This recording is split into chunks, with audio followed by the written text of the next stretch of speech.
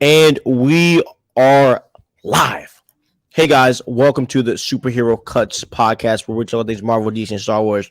Here's your favorite two co-hosts, Stevie Hayes and Comic Cuts. What's up, bro? How you doing, man? I'm doing great. We got a lot of good stuff to talk about today. I got to take my glasses so you can see my eyes and not mess up with the reflection. I always forget. But I'm doing great, and I I know you are too because we just spoke last night. But how you doing? Let the fans know. Man, we just saw Mission Impossible. I'm in the best mood. I still got movie theater popcorn from last night. I'm still chowing down as my show snack. Man, I'm in a good mood, man. I'm going back to see it tomorrow. Probably gonna see it Friday. Probably gonna see Oppenheimer Saturday and Barbie Sunday. Oh, Next weekend, you mean? wait, Oppenheimer comes out next weekend? Yeah. I'm sorry. Darn, I thought it came out this weekend. Damn. Sorry. Hate to burst your bubble, but next weekend. Oh well, Mission Impossible all weekend, baby. So we're Yeah. seeing it. I'm seeing it Friday, Saturday, Sunday. For real, I got to buy tickets because I found the theater near me that has the right IMAX. Which, by the way, if you don't know, um, I'm blanking on the website. Hold on, I'm gonna throw out the website for everyone. Go ahead, go ahead. So you want to go to LF Examiner, and when you go to LF Examiner, look up your theaters. There's only like 15 or 20 movie theaters in the country that play the correct IMAX. And if you don't go to one of those very few theaters, your frame is going to be cut off. So imagine like my rectangle being the square, you might only see from this up and this down. These things are important. I know it's easy to overlook them and it's convenient to overlook them. And sometimes it can be a pain in the butt, but you get guys like Christopher Nolan, putting their blood, sweat, and tears into a movie like this. And very few movies like this come around. Do yourself the favor, put in the extra effort, and see it how it was intended to be seen. 100%. So obviously we took the week off last week. It was just a busy week, man. Last week our schedules just wasn't coinciding. I had a lot going on. And then obviously I was in Florida for a couple of days. So, but it was honestly a well-needed break because we've been doing this every week for months on months. But obviously we're back to doing it every week. We missed a week, but we're back to every week. Couldn't use time off in Florida. In my opinion, I think it's my favorite state in the country. I Yeah. think it's the best state by far. And I agree. There, so I'm speaking from experience. And Stevie was just there, so he's speaking from experience too. Yeah, it was good. It was a good weekend. So, but obviously there's a lot of news that we're going to cover today. Obviously, first off, we're going to talk about the Wolverine costume reveal, which is like the center of this episode. But I think the Superman legacy stuff is probably going to be the center of this episode, I'll be honest, because James Gunn just dropped a slew of news. Yeah. So why wouldn't you be honest, though? Huh? You said, I'll be honest. Like, why wouldn't you be honest? Because I made this whole thumbnail and title about Deadpool. I always say that. James Gunn wants to play with my emotions and freaking release all this news, which is kind of annoying. Because honestly, that piece of news that we just posted before the show is insane. I agree. Like I could have made a whole the freaking Dark Side news. Yeah, bro. I know your reaction was like, "What the hell?" No, dude. Did you not see what I posted? I said on your Instagram story. I think that that could be one of the best castings of all time. Yeah. All right. Let's save it. All right. Let's save it because I literally thought it out like 20 minutes before showtime. Legit. I swear to you. I found out because you tagged me. Dude. I was literally speechless when this happened. Okay. So, all right. So, all right. Let's talk about the Wolverine costume reveal. Obviously, if you guys don't know, Wolverine's costume was shown on like to the world, and it literally broke the internet. So I'm going to show you guys the image while we talk about it. Comic Cuts, bro, just go into how you feel about this costume. Listen, I think, first of all, obviously it's fire. Obviously, everyone's always wanted to see a comic accurate Wolverine costume.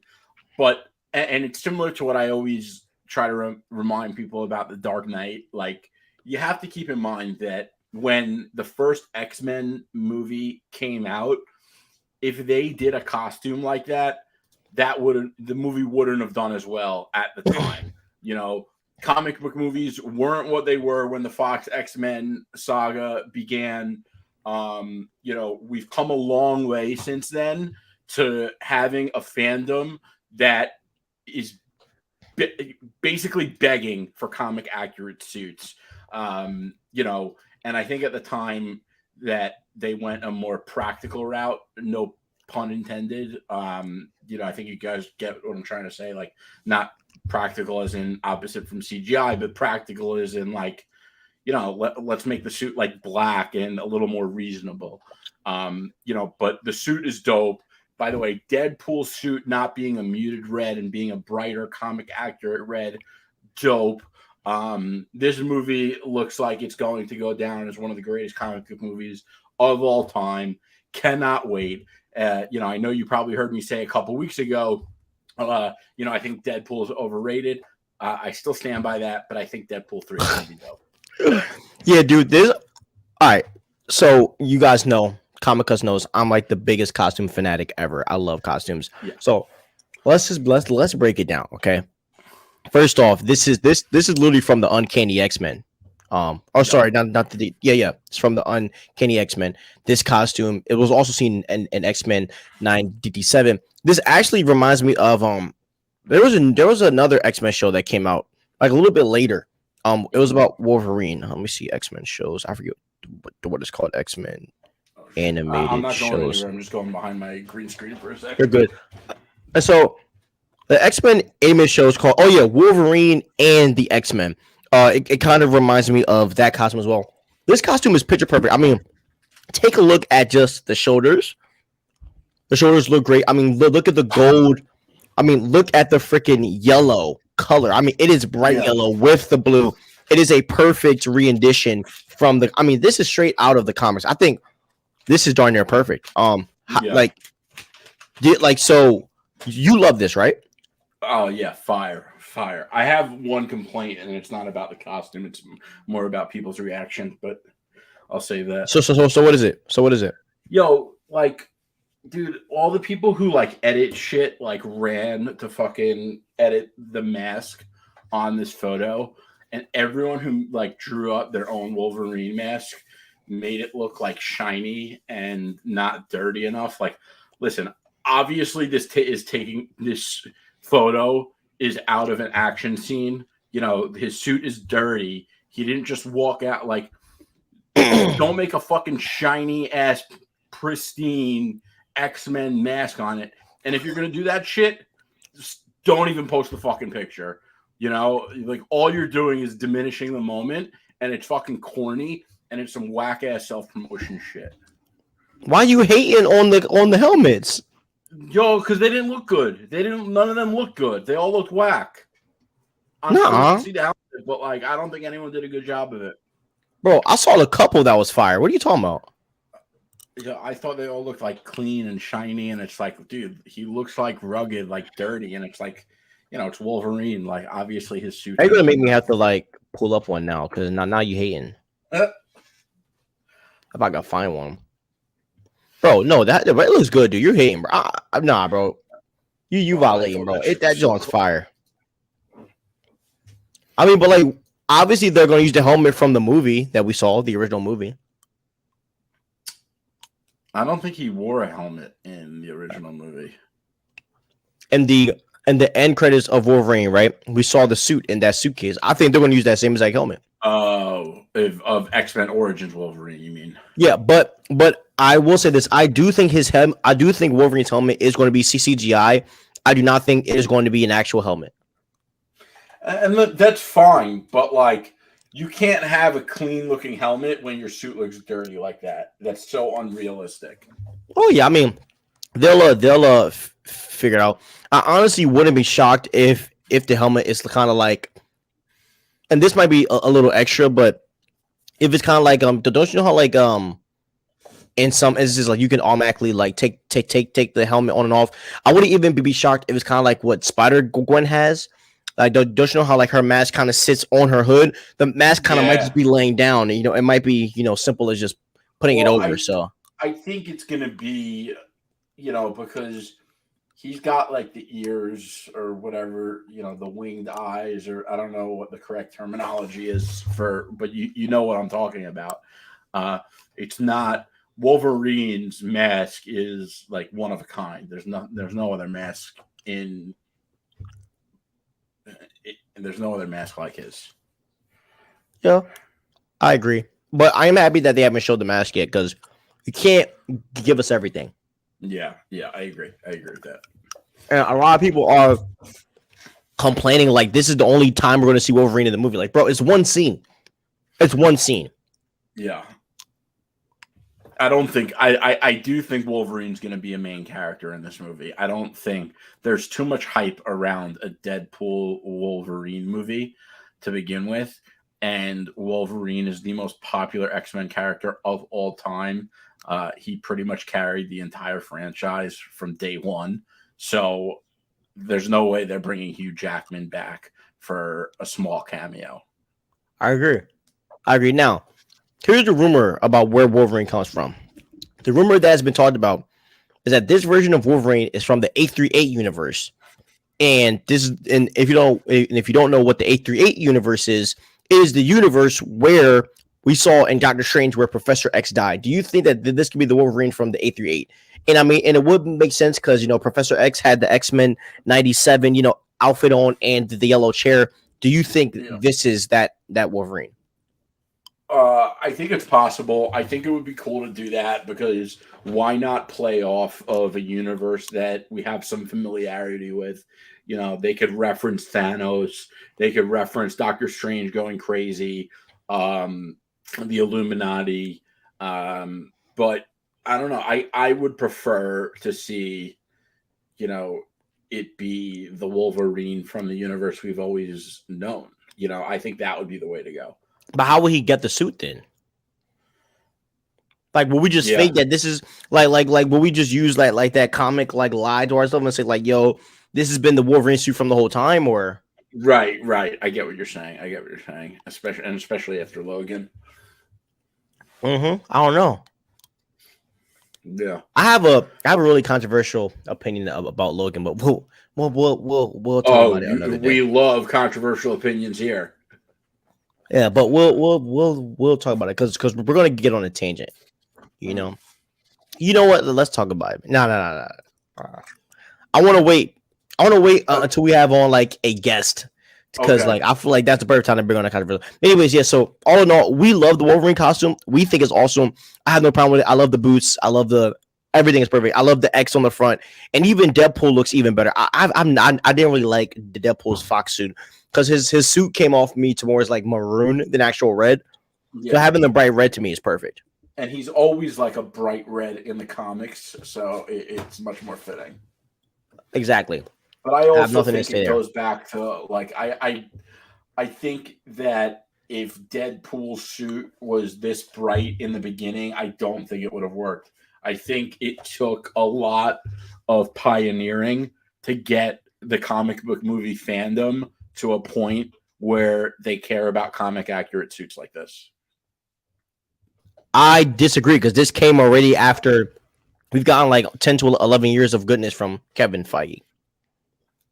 Yeah, but the comic accurate suits is still a relatively new thing. Yeah, but fans were still begging for it like this whole time. Why do you think we got the chainmail suit in Endgame? The chainmail, Captain America suit. Yeah. Yeah, but even that like is relatively recent compared to the beginning of. Bro, think about Avengers. Avengers 1. We literally got the Star Spangled Banner suit, the most clownish suit ever, and people still loved it. Yeah. But they didn't go OG Thor. They toned down Thor. They toned down Hawkeye. Iron Man was obviously legit. Which I think they shouldn't have. I think Hawkeye needed a little more to his suit. I'll be honest. He came off a little mid to me in Avengers 1. Well, I didn't like Hawkeye until Endgame. Hawkeye was he wasn't one of the main heroes of that movie. So I think it was a good way to kind of like background him. and he's still cooked. Yeah, Still cooked. That is true. Still cooked. Okay, so that's enough for Wolverine. I mean, that's all we have there. Look, we love the suit. We think it's good. But yeah, man, I mean, this is, and by the way, I mean, I want to talk about the set photos as well that we saw. We saw some set photos of them fighting in front of the Century Fox sign. And obviously, a lot of you didn't know, this is like Deadpool kills the Fox universe. And this is just feeding the narrative that I've said before, that Wanda is going to be in this movie. And there's going to be a universe that's going to be like the House of M like storyline. And to me, bro, that's going to be the craziest part. Seeing all of that unfold and maybe seeing Deadpool go up against all of these people and characters.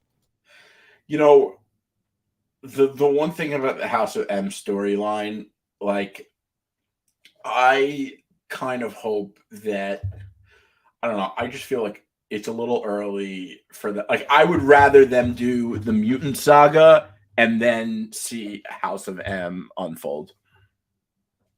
Why? Because I think House of M is a really dope story. I think it like plays really well into the whole civilization relationship with mutants, and I think you could really play into that by, you know, like the public being really uncomfortable living amongst mutants, and then the House of M like take their powers away kind of thing as like a full throttle crazy solution. I just think that you could really build up to that really nicely, and I would rather than just do Deadpool kills the Fox universe, not House of M. And I also think that they have tried to do too much with a lot of the X-Men movies, and I think that like with comic book movies, a lot of them end up having problems when they try to take too much inspiration from too many major storylines at once. And I think Deadpool kills the Fox universe is like enough. I think that's enough for a really dope movie, and you don't need to do House of M and save the House of M for like end of the line mutant saga. I mean, so would you be against it if it's just an Earth where that happens? Like, it's not the act, like we're not living through the storyline. You're just like stopping in there in that storyline. Yeah, that's fine, but like, you know, again, I just think there's so, listen, they have a lot of characters in this one. Deadpool kills the Fox universe. I don't know. I just don't think they need to do the House of M storyline, and I think that if they touch upon it, like, they might not want to use that in the MCU mutant saga. You know, they might want to use something that's completely new to the movie-going audience. And why waste House of M? That's like one of the sickest X-Men storylines. Yeah, so basically you're saying like you want to like you want to earn that, like, Yeah, and build it up over time. So when it happens, the impact is even greater than it would be in Deadpool 3. That's what you're saying. Infinity War movie of the X-Men, like, you know, don't waste it for something, for a small version of it now. Yeah. So like, do you think that they're going to really like get Wanda heavily involved with the mutant stuff when this happens? Like, do you think they should make her? Yeah, like, do you think she's going to be a center point for the mutants in the mutant saga? Yeah, and I'll tell you why. Because they've made it very clear that they want Wanda to be a major character. Wanda is a major character in a lot of X-Men lore, and she is the main character in House of M. So I think that just makes sense. And because of that, I don't think we're going to see them kill her off. Yeah, I love Elizabeth Olsen up. But by the way, she's she's amazing as Wanda. One of the most like that's what like with. Yeah, and I think Wanda should be a center point in this mutant saga. And honestly, if done right, bro, she's gonna go down as one of the greatest of all time. Like Wanda could very much be maybe the greatest female comic book casting of all time. The closest one I have is Gal, because Gal's pretty much perfect. gals up there. I really like Scarlett Johansson as Black Widow though. Yeah, but I'm just thinking of all that they can be able to build off of with Wanda, That's and fair. I think Elizabeth Olsen is a better actor than her. Like to me, there's been more character development for Wanda in the short time that she's been in the MCU more than we've seen in Natasha Romanoff, and like with Natasha. She can't really hold down her own thing, and with Wanda, you can do that because she's such a vast character and she's so powerful. So I think that with all that, and like Fox tried to do that with Jean Grey, and it didn't work. And I honestly think that they did it wrong. Number one, and it isn't it wild how in that rebooted X-Men for Fox, they ran the same story. Isn't that nuts to you? Saying. Dude, when I was saying that, I was thinking, isn't that crazy? How many times I'm thinking like they really ran the same story without Wolverine. So dumb. And it was worse the second time, you know? What was crazy is X-Men's First Class is such a great movie. That's the wild part. Yeah. X-Men First Class was good. Days of Future Past was good. I even like Apocalypse. But Dark Phoenix was ass. I liked Apocalypse. Apocalypse was dope. I ain't gonna hold you. I love the Apocalypse. But Dark Phoenix was like, it's like, bro, you're gonna force the same story over and over and over until you make money. So, and I would love to see a Jean Grey versus Scarlet Witch battle. That would be epic to see. That would be dope. Who do you got winning that? Scarlet Witch or Jean Grey? Jean Grey with the Phoenix Force. Yes. You said Jean? Jean Grey. You think Jean cooks? Yeah. Bro, she took all of them. That is true. I mean, do you think I think Wanda can take all of them too? She took the Illuminati, so but like the Illuminati compared to that stacked X-Men team, like as much as I'm an Illuminati fan, that X-Men team had Professor X and Magneto and Wolverine and Cyclops. That shit was stacked, bro. That is true. I don't know, man. I mean, they might still make them, honestly, bro. I actually saw that movie with one of my best friends, and his grandma took us to see it, and she never saw an X-Men movie. And I kid you not, like during the final battle, she turns to my friend and she goes, "Mark, who's the X-Man?" And he goes, "Shut up, Grandma." Who's the X-Man? Oh my god. Yeah. Jesus Christ. Wait, which one? The Last Stand or The Last Stand. Phoenix? Dark Phoenix. The Last Stand. Yeah. And then that final thing when Wolverine stabs her and yells, I'm like, this is so cringe. Yeah. That shit was wild. Yeah, that was bad. That was a dark time. To think Kevin Feige was a producer on that film, but now he's got him back. Okay. All right, so we're gonna get to our next topic here, which is the Superman Legacy casting. So obviously we have some crazy castings. I'm gonna read them off to you. So we've been announced. So James gonna announce some castings yesterday, and then there's been some rumors about today. So I'm gonna read off these castings for you. So as of right now, everyone we have it's Superman Legacy. We have David Corn Sweat as Superman. We have Isabella Merced as Hawkgirl. Eddie Gaethje as Mr. Terrific. Nathan Fillion as Green Lantern / Guy Gardner, and Anthony Kerrigan as Metamorpho. How do you feel about these official castings? This is the first James Gunn news that I'm like not excited about. I'm kind of bummed that they're using Mr. Terrific. I can't stand him, dude. I think he's one of the worst characters ever. Is it from the Arrowverse? Did the Arrowverse scar you? Yeah. I actually texted one of my friends about that, saying I was like, not gonna lie, I'm a little scarred from Mr. Terrific, but I did like him in Justice League Unlimited though. I thought he was good on there. Okay. Yeah, and listen, maybe they do it right, but like that Mr. Terrific they prioritized activism over entertainment, and it left a really bad taste in my mouth. And the actor was just bad in general. He sucked. In general, he was terrible. Yeah. Oh, he was terrible, bro.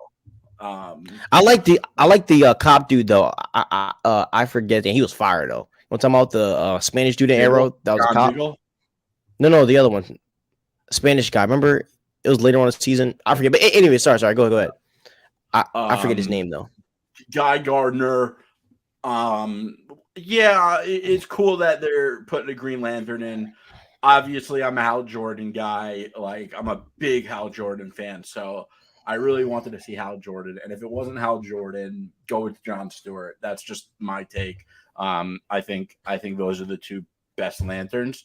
But I'm listen. I know that Hal Jordan and John Stewart are coming because they announced the Green Lantern Corps like TV series or Max series, whatever, but I just hope that Guy Gardner is not like the main Lantern in this DCU. I think that would be a big mistake. But I've said before, I have faith in James Gunn. Like, I still think this movie is going to come out, and I think we're all going to love it. And I'm going to, people are going to be like, Jerry, sorry, Comic Cuts, you were wrong.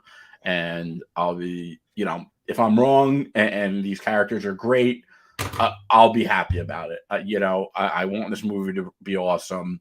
I think it's cool that there are going to be other superhero characters in the movie.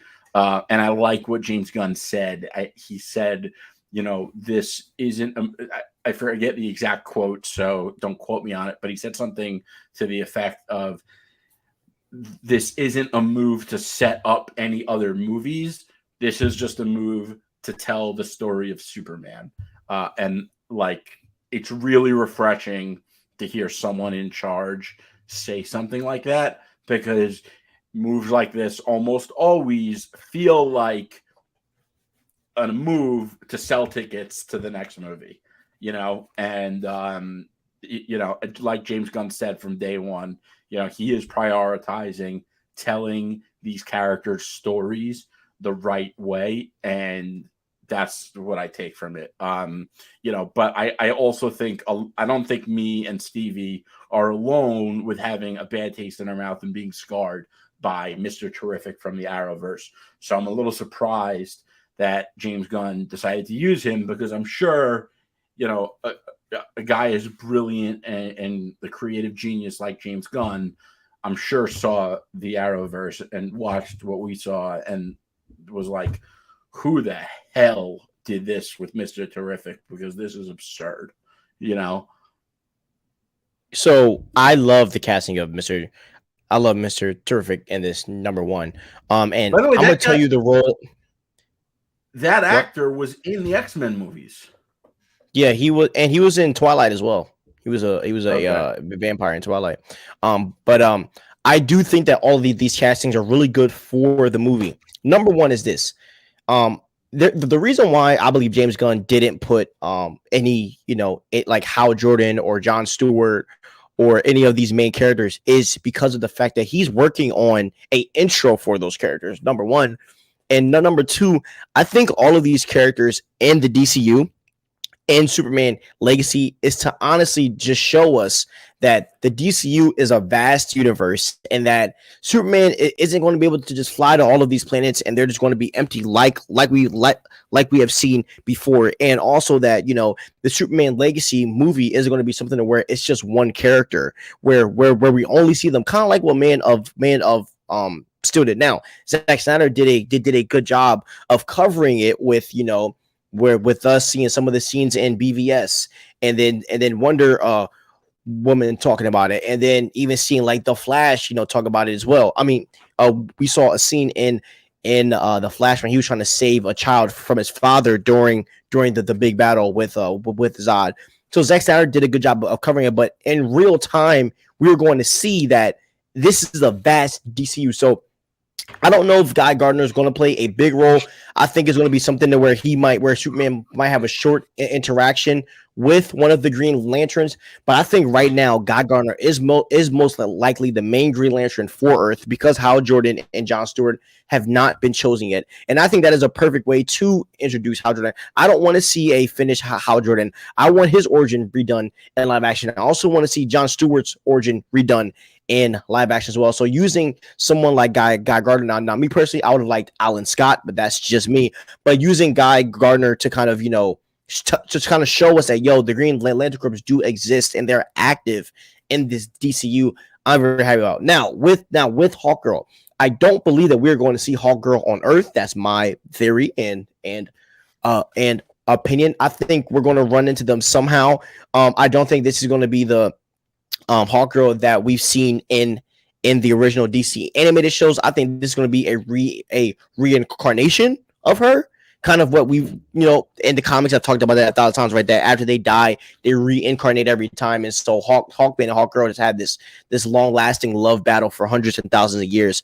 I think this is going to be a reincarnation of her character, and I think we are either going to see kind of like the origin of that happened during this movie, or she'll already be a hero, because James Gunn did say this one thing, that when Superman is in this movie, he's not the only hero. That a lot of people have already announced themselves as heroes, playing a role with the government. Because before anything, Mr. Terrific is a scientist. He, like a lot of people forget, Mr. Terrific is one of the smartest people in the DC comic universe. He is a freaking genius, and he's always been. And so I think that if you position Mr. Terrific in the role kind of a genius playing buddy with the government, like I think you can make Mr. Terrific like a C-list roadie, kind of not military style, but a scientific, version. I think that's pretty cool. But I've always been a fan of Mr. Terrific and his fighting style and his tools that uses with the little pads. I always thought it was cool, and I think that it can be done well. I just don't think all of these characters are going to get major roles in the movie. I think it's going to be like more of a Superman, like having these many interactions in the film, and that to me I love. Kind of like when we watched The Flash in the beginning, where the movie starts and the Flash is interacting with Batman and Wonder Woman, and then we see Superman stopping a freaking volcano. I love stuff like that. So that's kind of how I think we are going to see it. I really don't think they're going to have a part to play in the grand scheme of the Superman story. By the way, you just sold me on Green Lantern, and I think that you're 100% right, especially because James Gunn said we don't need a Superman origin story. We've seen that enough, and when it comes to Green Lantern, most people have only seen it once, if at all. And when they did, we're talking about the Ryan Reynolds Green Lantern movie, which obviously everyone hated. So, they could tell that again. I hope they take inspiration from the Jeff Johns Green Lantern series. If you're looking for a Green Lantern comic series to get into it, that is like the definitive Hal Jordan Green Lantern series. It's definitely regarded as the best Green Lantern comic series probably ever, definitely of Hal Jordan, but probably in general. I agree. So, and I like the casting of Hawkgirl. I think it's very different, but I think it will work. And making them of Mexican, I think the girl's Mexican. I'm not sure, but making it of that Hispanic type of descent seems fine to me. So I don't really have an issue with that either. I would love to see who they're going to make it as Hawkman. Honestly, do you know who would have made a great Hawkman? Now that I see the girl that is cast, the guy that plays Namor, he would have been a great Hawkman. But anyways, he wouldn't have been a good Hawkman. He would be a great Hawk. I'm just messing. Remember when I told you about the kid who said that? Oh yeah. He would have been a great Hawk. He would have been a great Hawkman, dude. He would have. But I am interested. Do you know who I want to see casted as Hawkman? The guy that played Snake Eyes. What's his name? Andrew Golding. Is that his name? Oh, I think that is. Yeah. I walked out halfway through Golding. Andrew Golding. No, that isn't his name. Golding. It's something like that. You're not that far off. Henry Golding. I think he will be a great Hawkman. Oh my goodness, he would be perfect as Hawkman. Wait, you walked out on Snake Eyes? Yeah. To be fair, other people Damn, were dude. talking in the movie. I yelled at them. Oh yeah, I have a big mouth, and like I don't, I don't let people get away with something if I feel they wrong me. I'm like yeah, fucking out of mind. yeah. Did you People think get I'm a out of my refund? mind, but I just yeah, I did. Yeah. That's hilarious. Yeah, Yeah. I get mad too. The last Yo, bad experience I had was Spider-Verse, and I flipped out. dude, when I saw the Batman, I had a kid that wouldn't shut up next to me. But the theater that I'm now going to, where they have Dolby, like nobody talks to that theater. It's fucking amazing. Except like Yeah, the third time I saw Spider-Verse, there was a family that wouldn't shut up, and I said to the mom, like when we were walking out, I'm like, if you can't keep your kids quiet, like you shouldn't be bringing them to a movie theater. And she was like, have a I agree. nice night. Like it's selfish of you. If you are a parent and you bring children to a movie, it is your responsibility that those children behave. If they cannot behave, you shouldn't be bringing them to a movie. It's selfish of you. I agree. I agree, and I want to tweet that as well once we get off this page. But anyways, yeah. So, Superman legacy castings. Okay, now we literally got a rumor about like 20 minutes before we recorded. We posted it on our page, kind of last second. Christopher Judge is rumored to play Darkseid in Superman Legacy. That is really big news for us. If you don't know who Christopher Judge is, Christopher Judge voices Kratos in God of War. How do you feel about that rumored casting? Cue the meme of Vince McMahon ringside, like, Yeah, dude, that is so sick. Like, he is the perfect casting for Darkseid. Obviously, one of the benefits to like Darkseid is nobody looks like Darkseid, and it's going to be CGI, so he doesn't have to look like Darkseid. Number one, he is an incredible voice actor, and the voice of Kratos is so similar to the voice of Darkseid. And what's awesome about like Christopher Judge is in the limited, verbiage of Kratos, so much emotion was still conveyed, and an actor who is so good at being a voice actor where it doesn't take much of him saying anything to convey that kind of emotion is really cool for someone like Darkseid, because first of all, Darkseid not that emotional to begin with. But my point is that, he could say a lot without saying a lot. And, he has the perfect voice for it. And I don't think there's anyone out there that is going to see that Christopher Judge is casted as Darkseid, who have also played God of War or God of War Ragnarok, and not be like, that is a W. I agree. I mean, look, this is all I'm gonna say. If you've heard that voice on God of War, it's freaking insane hearing him talk. Hearing that for freaking, and dude, I'm even thinking like, dang, like imagine hearing him voice Thanos too. Like this, the Dragon Trainer. Will, what's up, dog? How are you doing today?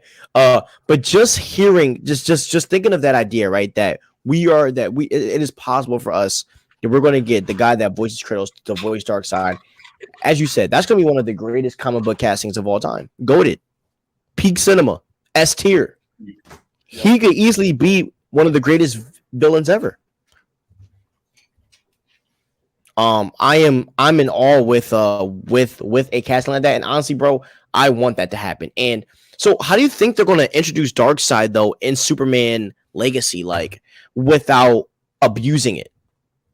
Like, do you think they're going to meet each other, or is it going to be more of an end credits type scene? Well, I didn't realize this rumor was attached to Superman Legacy, but I guess it makes sense.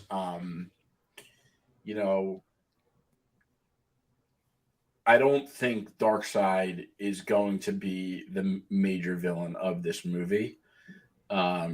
Maybe a post-credit scene, maybe like a distant threat that they kind of realize is something that they're going to have to hammer out in the future. I do think that we're going to see Lex Luthor, and the reason why I think that we're going to see Lex Luthor is they have made it clear that the Daily Planet is going to have a role. I think they made it clear Jimmy Olsen's going to be in the movie.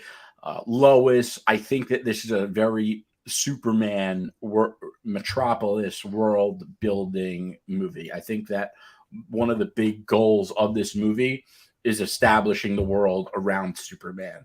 And because of that, I think the main villain is going to be Lex Luthor. And who knows, maybe Lex Luthor is in distant contact with Darkseid. You never know. There's a lot that could be done there. But I don't think, even if Christopher Judge is cast as Darkseid, I don't think Darkseid is going to have a major role in this movie. I think it's way too soon for that. And I don't think that Darkseid is going to have a major role until, we're talking about the Justice League. I agree. But they might touch face to face for a moment.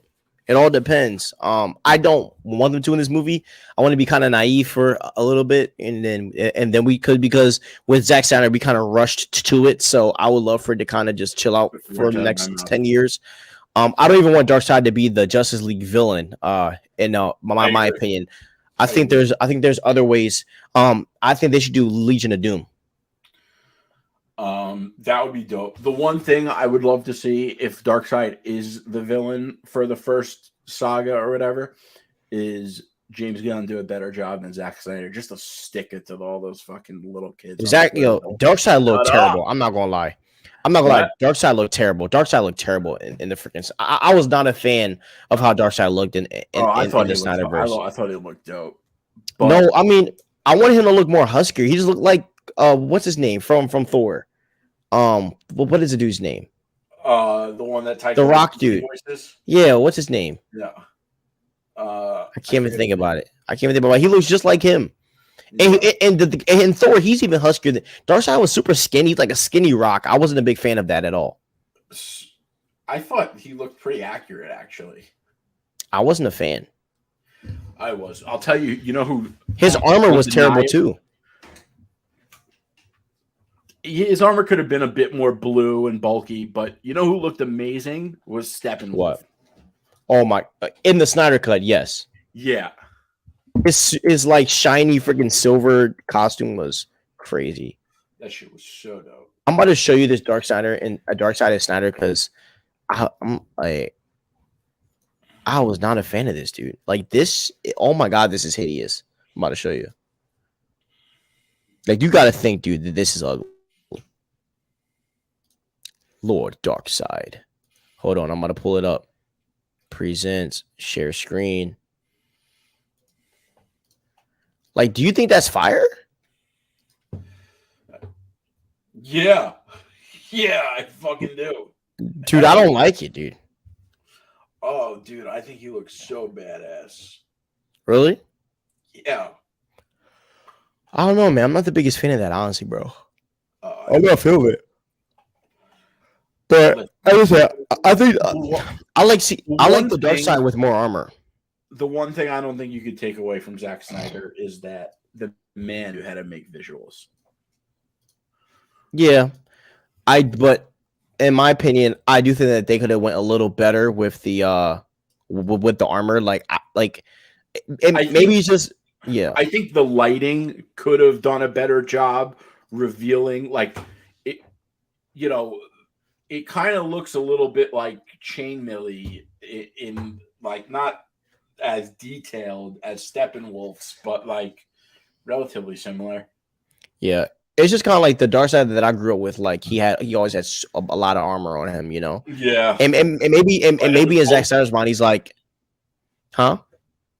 And it was bulky. Who would win in a fight between Darkseid and Apocalypse? Darkseid washes him with no effort. I'm sorry, bro. Darkseid washes Thanos too with the gauntlet. Like, that's how powerful Darkseid is. Yeah. Like, Darkseid is the most powerful villain in comics, other than Doctor Doom. The only person that washes them is Doctor Doom. Doctor Doom washes him with ease. Do you not agree? Spider-Man. No, bro, a bad guy. I'm just messing with you. Yeah, obviously. Oh, because you go, oh, dude, you don't do that Spider-Man crap to me, dude. Stop it. Yeah. But yeah, bro, the only person that washes Darkseid is Doctor Doom. Other than that, Darkseid washes everybody. Nah, Batman with prep time. Shut up, bro. Get out of here.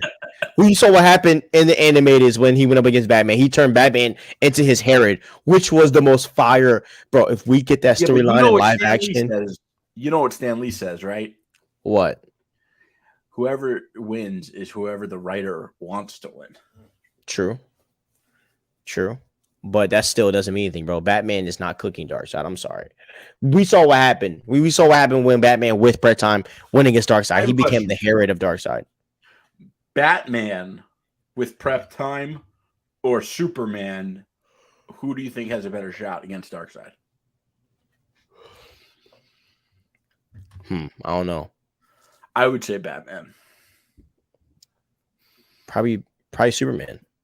No. He's beaten him before.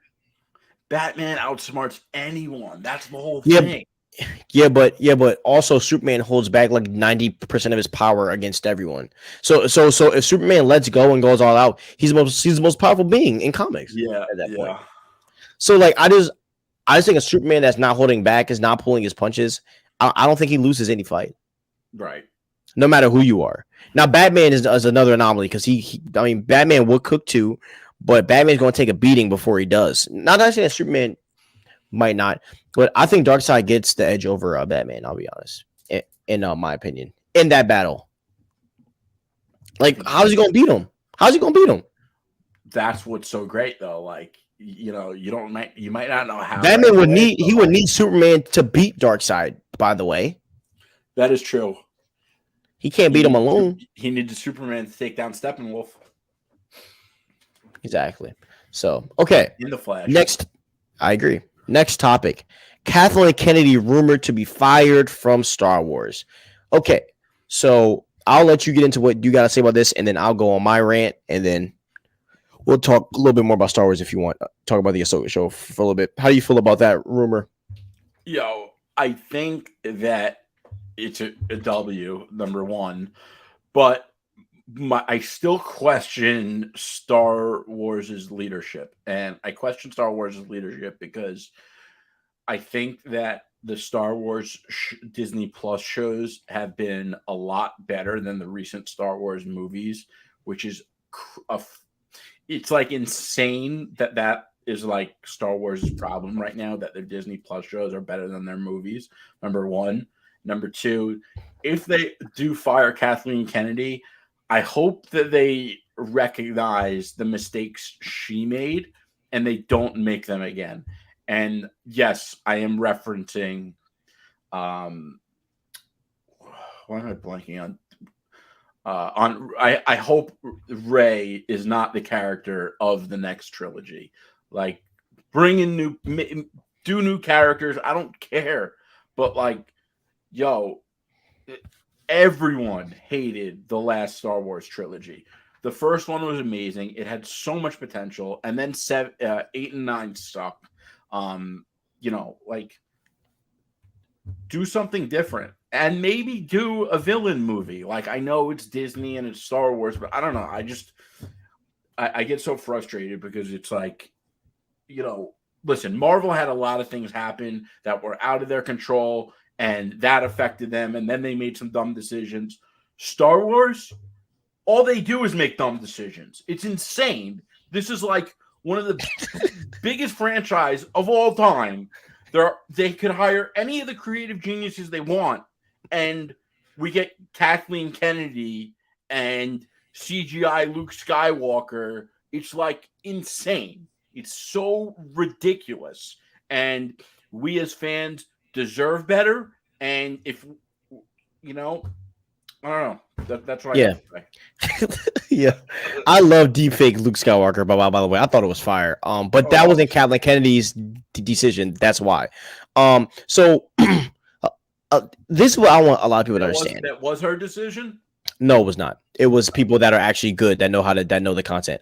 Kathleen Kennedy has a very decorated past. When I say that, she was involved in a lot of bangers. She's involved in a lot of the Indiana Jones movies, a lot of the Star Wars movies. She has a really good resume. So coming into this, like I even thought Kathleen, huh? I don't like Indiana Jones. Yeah, but it's still the old ones are still good, and I thought that Kathleen. And if you're looking at it from the outside, looking at it, Kathleen Kennedy had a good resume coming in, but obviously she ruined Star Wars. This woman should have been fired when after the Rise of Skywalker. I get you don't do it because the movie made $1 billion. At that point, it's Star Wars. Money doesn't matter. It's about what the fans think. Any Star Wars movie is going to do $1 billion. You know why? Because Star Wars fans aren't like DC fans. Star Wars fans will hate your content and they will still pay to see the movie. And the whole sequel trilogy proves that to be right. Yeah. Rise of Skywalker did $1 billion, bro. Like, and the movie was bad. Right now, have like a very similar problem. Everyone collectively hates Spider-Man comics, but like, you know, every comic book shop is like, well, they still sell. Of course they sell. It's Spider-Man. Like, exactly. So, and I think that's what Lucasfilm is starting to understand. Like, we're going to make the money. The issue is just that like our freaking show, like our fans hate it. And we'll answer that Doctor Strange question after we're done to talk about Star Wars real quick, bro. At the Dragon Trainer 300. And so, to me, I think Kathleen Kennedy is a good decision. The next question is who's going to take the charge. I think I will put Dave Filoni as the president of Lucasfilm because he studied under George Lucas. He is George Lucas's apprentice. He learned from the man himself. He knows the vision of George Lucas, and we've seen that in projects like Star Wars, The Clone Wars Animated, like Star Wars Rebels, like The Mandalorian, like The Book of Boba Fett, and we're going to see that in the Ahsoka show, which, in my opinion, yes, and the Ahsoka show is going. Well, actually, he didn't work on Obi-Wan. That was Chloe Zhao. But hear me out, guys. The Ahsoka show is going to be the greatest Star Wars show of all time. Do you not like? I just watched the trailer yesterday. They got Sabine Wren, Ezra Bridger. I mean, and they even have 2 Sith, Balin and Shin. And then they even referenced Anakin and all this stuff. I mean, there's so much that they're going to do with this universe. I mean, with this story. Why not take this guy and make him the president of your company? Yeah. Why not do it? And all respect to Ray Stevenson, obviously a tragic death, but you know, I think fans are going to love Balin, and if that is the case, recast them. Like, that's how it works, you know. You already know. Bro, get out there now. He said, "I don't want that Chadwick Boseman stuff, man. Let's get him in. Let's get no one in." Yeah, I agree. You know how I feel about Chadwick and T'Challa. You have a good character. You don't not recast them. Like, you know, listen. People are gonna wake up and take a stick and put it up their ass and go on Twitter every single day. There's nothing you could do about those people. Stop listening to them. Exactly. And look, we all know that, and I mean Balin, and we all know that Balin and Shin are going to be in the movie that they're doing with Thrawn and Ahsoka and Ezra and all these people that Dave Filoni is working on. Why not, you know, make this guy the president like James Gunn? And you know, another reason, bro, why I want the DCU to work so much, because if these studios see that James Gunn, who was a director turned into a freaking president, if he pulls this off, and I think he will, this is going to make Star Wars want to hire somebody like a freaking like a Dave Filoni. Here is the thing. Disney scored with Kevin Feige. Actually, Kevin Feige was doing this without the Disney, number one. But Kevin Feige works, you know why? Because Kevin Feige was a creative. He was a producer. He's not just some suit that just comes on this corporate board and makes these movies. He is a fan first. James Gunn is a DCU fan. Kevin Feige is a diehard Marvel fan. The issue with Lucasfilm is Kathleen Kennedy is not a diehard Star Wars fan. She loves film. And I will give that to her. We all love film. But here's the thing. When you were in charge of certain universes like Star Wars, you have to be on the money or the fans will hate it. You see, Kathleen Kennedy could go run a freaking Mission Impossible or a freaking James Bond 007 because with those movies you have more room to make up your own lore as long as you keep like like the main remnants of the character. When you have Star Wars, DC, and Marvel, you have to play it by the book. When you have the Game of Thrones and all these other movies that are written before the plot comes out, you have to stick by the actual story. And if you don't, the fans are going to hate it. And to me, I think you're dumb if you can't do that, because that is the easiest way to make $1 billion. Bro, if I'm James Gunn, I'm legit just making the animated stuff in live action. I'm literally taking like the whole first season of Batman, the animated series, and just turning that into Batman 1. Begin season 2, Batman 2. Like that's what I would do, because it is literally that easy. But what happens is these directors get so cocky and so behind themselves, and they do all this stuff. So with Kathleen Kennedy out, this moves the needle, and we need it to happen ASAP. Yeah, I disagree with the Batman take just because I think the animated series was made for a different time, and it was like a different villain and story every episode. I think like if they really want to kill it with Batman and the Bat family, like they should go with Scott Snyder's run. They should use that as the blueprint and the scripture for the DCU Batman. It is in my opinion, not only is it the best Batman comic run, I think it could be the best comics run of all time. I know you read some of it. You read the Court of Owls arc, and if you've read the Scott Snyder run, you know what I'm talking about. The Bat family is involved. They have the Joker. They have the Riddler. Gordon plays a big role, and Scott Snyder is the man who literally created the Court of Owls. And I think that we're in luck that we have someone like James Gunn who knows the comics, and he knows which ones to use, which ones not to use. And by the way, like Kevin Feige is a comics guy too. Like he can't wait to read like new comics. Like you need someone like that who could weigh which stories are the ones to use and which ones not. And you need someone who really loves the characters that they're working with. Otherwise, it's someone who is just checking into a job to collect a check. 100%. I 100% agree to that, my brother. Okay. So now we have two sets of news. I'm gonna just merge them into one. First off, Ryan Gosling, Fantastic Four, and then Adam Driver and Margot Robbie. Let's start with the Adam Driver stuff. So first off, Adam Driver and Margot Robbie are reportedly removed from the Fantastic Four project, mostly because of money. Comic Cuts did an amazing video breaking all that down. But you guys didn't hear my opinion, so I want to get my side of the story, and then Comic Cuts, you can obviously jump in and do as you do. So I agree with everything that Comic Cuts said about the MCU, like losing its magic. I think that they're going away from what they did before, right? When they casted RDJ, he wasn't the guy when he first got casted. Chris Hemsworth wasn't big.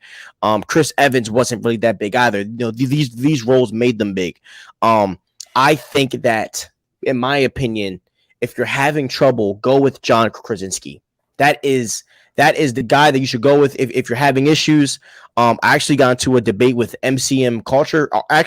I'm sending all of my prayers out to him. I just saw his IG post like an hour ago. His mother just died, so he's gonna be taking a big break from Instagram. So MCM Culture, I'm keeping you in my prayers, bro, and we send out all of our love to you, bro. But yeah, man. So yeah, that's pretty sad. So we're praying for him. But him and I got into it because he said that he wasn't a fan of John Krasinski's Mr. Fantastic, and I said to him, how can you say that you're a fan of something that you saw for 2 minutes with bad writing?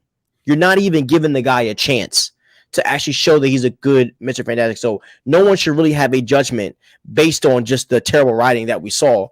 We didn't really get to see much. He talked for like 2 minutes and then he got into a fight and died. Like we didn't see much from him. So I think if I'm them, I'm going with John Krasinski. I think he will land the role. I think he's a great actor. He looks like Reed already. That's why, and I think that's maybe what they're leaning more towards, because I haven't really heard any news moving. The only news that I've heard is that John has been sitting there waiting. So And as in regards to Sue Storm, I mean, they're thinking about casting that chick that was in Mission Impossible. I think she'll be great as Sue Storm. I think it'll be Which a one? very The one that was on the train or the one with the eye patch? the one I was on train. Okay. So and I think that, and honestly, I mean, she'll be very tall because that chick's like 6 foot, dude. She's pretty tall. So and if they cast her, they're gonna have to. She can't be 6 foot. She's tall, dude. She has to be. No, I'm she's saying tall. you can't. Dude, Sue Storm is like noticeably short. Yeah, in and maybe I'm exaggerating, but I'm pretty sure that chick was taller than Tom Cruise in Tom Cruise, Mission Impossible. I don't think Tom Cruise is that tall. He's a midget. Yeah, he's short. Let me hold on. I'm about to find her height right now. Vanessa Kirby. I think she'll be. I think she'll be a great Sue Storm. All right, let me see her height. Sue Kirby. Vanessa. 5'7". How tall is she? She is. Okay, she's 5'7". Okay, so maybe I'm tripping. She's not. I thought you were talking about the brunette. Oh, you're talking about the one that played Isla Faust. No, I think Isla Faust was the one with the eye patch in the desert in the beginning. Yeah, I love her. You're talking about the one he was doing the magic tricks with. No, Haley Atwell. No, she's Steve Rogers' chick. Yeah, this girl Vanessa Peggy. She's hot. Yeah, dude, she is amazing. I think she'll be a great Sue Storm. That's who I would go with a John Krasinski. I think that chemistry will be spot on, in my opinion. Even with Adam Driver will be good, but I think that like for expansion purposes, I think that John Krasinski just has more to give in that Reed Richards role, in my personal opinion. By the way, I want to. Sorry, if you weren't done. Go ahead, bro. Go ahead. Yo, so to MCM culture, first of all, prayers out for you, buddy. So sorry to hear that. I've had some scares with that myself, so I can't imagine that actually happening. But on the John Krasinski piece, I want to talk about what he said and go ahead. A lot of fans may think about John Krasinski.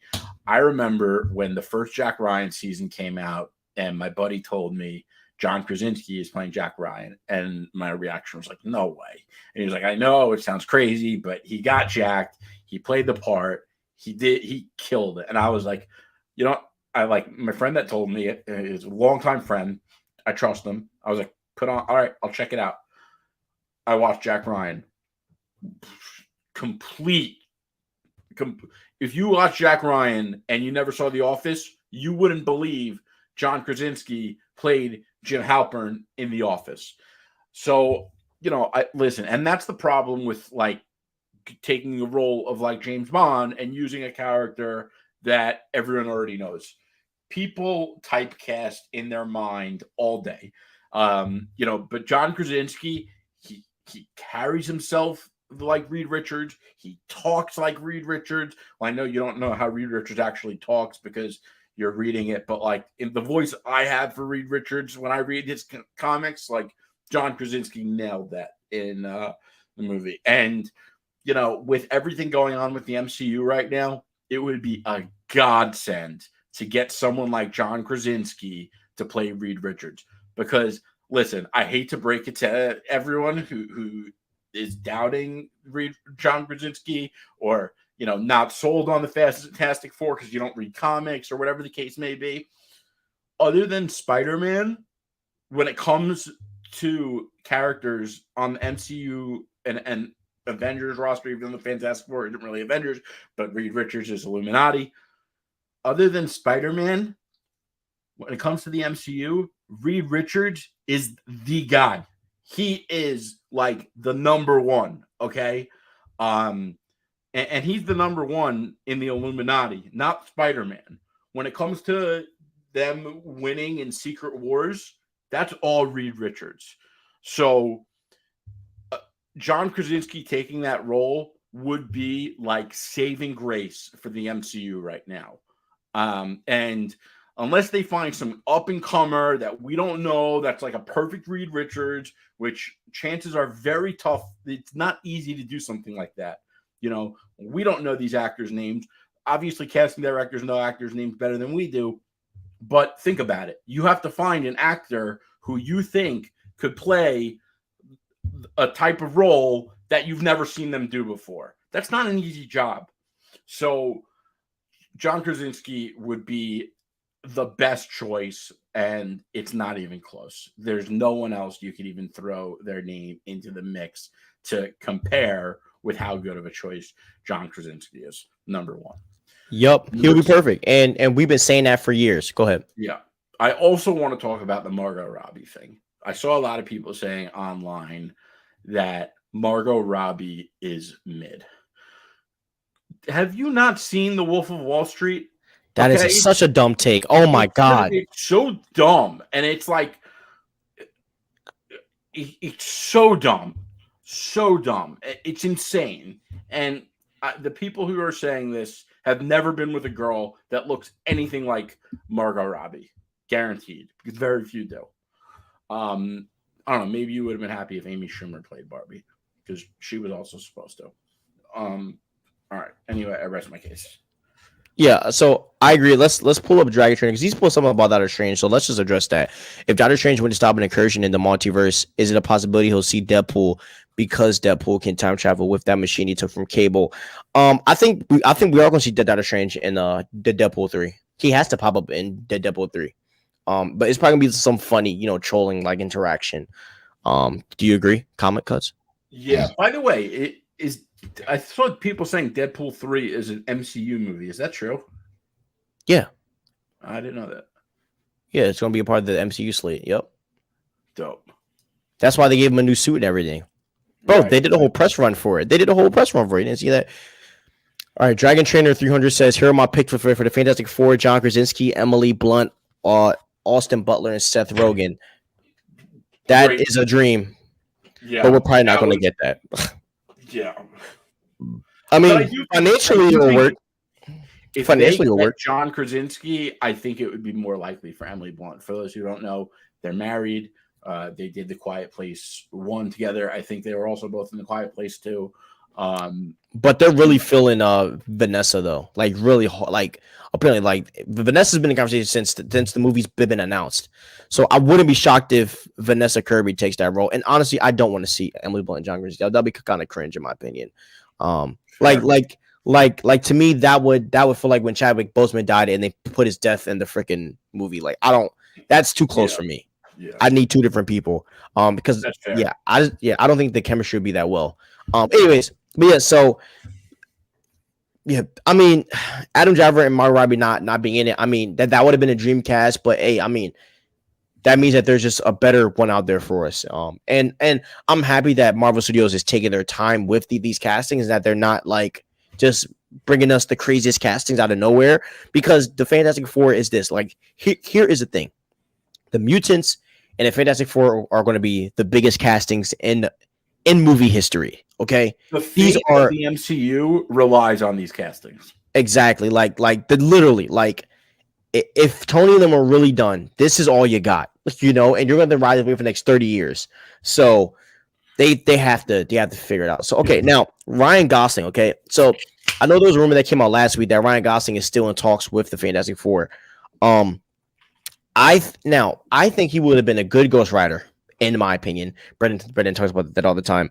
The only other role I see this man playing is Doctor Doom. He would not be Mr. Fantastic. There's no way in hell they would cast him to be Mr. Fantastic. Ryan Gosling would play a terrible nerd. But Ryan Gosling as Doctor Doom is something that I'm very interested in. And I think, and honestly, like, I don't want to see something where, obviously, like for these characters, like Namor and Doctor Doom, they make them like these like Middle Eastern type of actors. I wouldn't be against it, but think about this, right? When we think about Scarlet Witch, where she's from on Sokovia, she's just an American, bro. I think they're going to do the same thing with Ryan Gosling because apparently Latveria is connected to Sokovia somehow. And so there might be a story where Dr. Doom is from Sokovia, or maybe Sokovia was Latveria at a time. I'm not sure, but apparently there's going to be a connection to those two. And if that's the case, I think this is a perfect way to put Ryan Gosling in as Dr. Doom. And I think that Ryan Gosling would be one of the most perfect castings for the Doom role. Yeah. Ryan Gosling has been killing it in his movies. The Gray Man was a great movie. And I heard of him as Ken and Barbie is pretty amazing too. Gosling has, I mean, Blade Runner was a good movie as well. Ryan Gosling is never acted poorly. Yeah, he's one of the best actors that we have in our society. Yeah. So, how do you feel about Ryan Gosling being the Doctor Doom if true? Oh, I could see it. I could see him being so menacing. Like, you know. Now, do you know who would have been a perfect Doctor Doom? Hold on, one thing I want to say. Yeah, go ahead. So, you know, going back to like people who typecast in their mind, and I know that it's like a subconscious thing. I know that, like, you know, sometimes it could be hard to see an actor do something that is unlike the previous work that you've seen of theirs.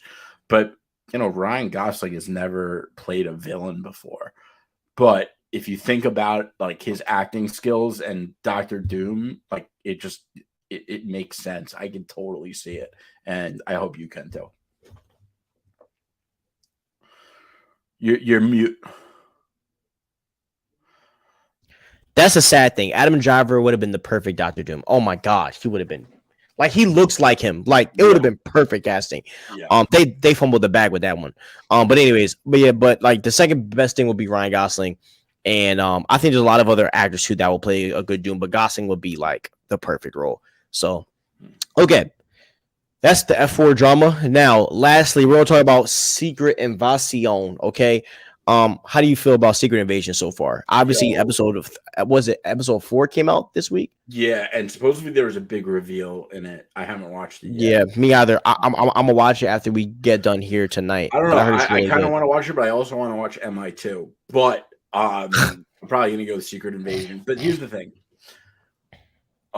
Secret Invasion is amazing. It is so good, and it's such a shame that it's not performing well in streaming numbers. You know, I think I might have done a solo on this. I don't know. Did I? But they should have called it Secret Invasion : Nick Fury. Because I think a lot of fans aren't watching it because of Disney Plus shows have not always been so good. And they see something like Secret Invasion, and most people don't read comic books, so they see Secret Invasion. They're like, I've never heard of that. I don't know what it is. Us comic fans are like, that story was awesome. Sign me up. And I think, you know, to bring the non-comic fans on board, if they called it Secret Invasion Nick Fury, you know, they'd be like, oh, it's a Nick Fury show. You know, I want to check that out. So I think it was a mistake calling it Secret Invasion, and they should have called it Secret Invasion Nick Fury. I agree. I 100% agree. I think the show was good, but it's just a shame that a lot of fans aren't watching it, and it's not because of the fumbles that Marvel Studios had with Disney Plus before. But and to me, this is just showing me who the true fans are of the MCU, because true fans, like, even if a project is bad, you're going to at least check it out to see if it's good. And this is actually a really good show. I hate that fans are like not giving it the proper love it deserves, but it's all good because I do think that with other projects coming out, fans are going to go back to it and watch it. So that's kind of how I feel. But I've been loving it. I think this is one of the best shows that they've put out. So I'm happy to see this next episode because, I mean, Gravik is literally about to be Super Skrull. So he is the Super Skrull already. So I'm hyped to see I'm hyped to see him showcase his powers in full force. Me too. Okay. Our last thing before we get out of here. So My Adventures with Superman came out last week. Did you watch the first 2 episodes yet? I haven't actually. Okay. I'll slightly touch on it and we'll talk about it next week because a 3rd episode comes out Saturday. Okay. So you just watch all 3 and then we'll get into it. Are you fine about spoiler or no? Go for it. Okay. One of the things that got me was Superman, when Superman went to, so right now, there's no Fortress of Solitude yet. So the way that it is, which is super dope, Comic Cuts, is that they kind of created his spaceship inside of the ground. So it's like where his landing is in Smallville, basically that's where the ship is. But it's not a ship. It's like an elevator down, if that makes sense. Yeah. So it's a ship, but it looks like an elevator and it's stuck in the ground. Exactly. And so it's like it just opened. Can you even see it? Is it exposed? Yeah, but I mean, he ends up covering it with like dirt, like over and over. But and so what happened was he ended up talking to Jarrell, and he couldn't understand what Jarrell is saying. And when you listen to the subtitles, Jarrell is talking in a cryptonese. That's what they call it, cryptonese. That's great. Yeah, and so he's saying all this stuff to Kal-El, but Kal-El doesn't know. I love the Superman costume, and one of the things that I love about the Superman costume in general that I want to see with James Gunn Superman, I love the hand. I love how how the suit comes up here. I love that like the slight hand covering because to me it just makes it look more alien-y, if that makes sense. Yeah. I love the Frank costume. Do you like the My Adventures with Superman I haven't costume? fully checked it out. By the way, I also wanted to ask: is it like a comedy, a satire, or anything like that? How can I explain it? It's like I mean, there's like, I mean, it's like a cartoon, right? Like, there's gonna be like little funny, cool beats, but it's a like Lois Lane is like a big focus. You know, it's interesting that she's a big focus in this because obviously she's been a big focus in Superman and Lois. I mean, it's called Superman Yeah, and Lois. And I think that, you know, it obviously goes with the trend of, you know, female characters, you know, being more yeah, but prominent. this has been even before this. I mean, No, I'm every not like, complaining. I actually thought they yeah, did a great job with it yeah, in Superman and Lois. Lois Lane is I mean, I say was as if it's over, but she is amazing in that show. I yeah, mean, that actress is awesome, and so is the yeah. actor, by the way, Tyler Hoechlin, that plays Superman in that show. I mean, you know, I see some people online saying they think he's the greatest Superman of all time. Yeah, Lois Lane, but like Lois Lane is just that kind of character where she just eats up wherever she's at. No, that's just the kind of character she is. She's one of the most polarizing characters in comics. That's not a superhero. Right, right. And like I've seen it in Smallville. I've seen it in every other movie. She's always been that kind of character. So, but like I like the version of Lois Lane because they kind of make her like they're all young and starting out. And the one thing that I loved about it is that they already start the romance. There's no like I'm scared to talk to you because I'm Clark Kent. It's like Clark Kent's trying to bag her off the rip, and that's fire. You Yeah. know. So there are it says the only thing I didn't like is Slade because Slade is basically Nightwing, but a villain. So Slade doesn't have the guns. He's this like anime character with white hair, and he has the two clubs like Nightwing. And he's really like Nightwing. He's an acrobat. The suit legit looks like Nightwing. I can pull it up if But he's you not want me Deathstroke. to. He is Deathstroke, but he looks like Nightwing. I'm about to put it for you.